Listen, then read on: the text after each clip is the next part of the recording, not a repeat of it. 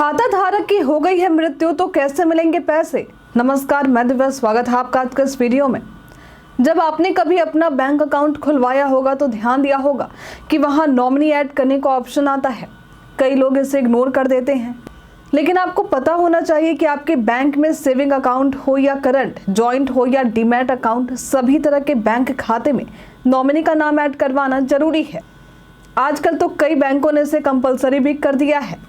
कई बैंकों में तो अकाउंट होल्डर से उनके नॉमिनी का नाम, उससे उनका संबंध, उम्र, पता, शिक्षा और पैन नंबर आदि भी पूछा जाता है।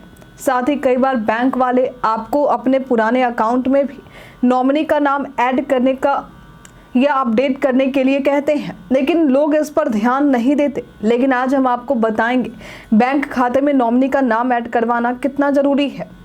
अगर आप भी ऐसा नहीं करते हैं तो भविष्य में कई परेशानियों का सामना करना पड़ सकता है। ध्यान रखें, अगर खाता धारक की अचानक मौत हो जाती है और यदि उसने नॉमिनी का नाम ऐड नहीं करवाया है तो उसके अकाउंट में जमा पैसा उसके परिवार या उत्तराधिकारी को मिलने में परेशानी होती है।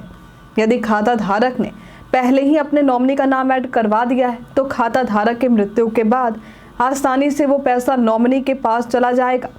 बैंक के रिकॉर्ड में आपने जिस नॉमिनी का नाम दिया होगा उसकी पहचान और वेरिफिकेशन किए जाएंगे और आपके बैंक में जमा रकम या सारी पूंजी उस नॉमिनी के हवाले कर दी जाएगी। नॉमिनी में आपके बच्चे हो सकते हैं, आपके माता पिता, आपकी पत्नी या आपके कोई नज़दीकी हो सकते हैं।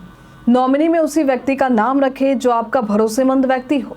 जब आप अपना खाता खुलवाते हैं या एफडी करवाते हैं तो बैंक आपसे आपके नॉमिनी का नाम पूछते हैं। यह फॉर्म में भी अलग से नॉमिनी का नाम ऐड करने के लिए एक कॉलम बना होता है।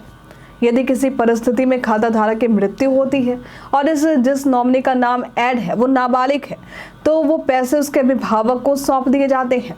फिर नाबालिग जब बालिग होता है तो उसे लौटाए जा सकते हैं। यदि आप भविष्य में किसी कारणवश नॉमिनी का नाम बदलवाना चाहते हैं तो आप ये भी कर सकते हैं। इसकी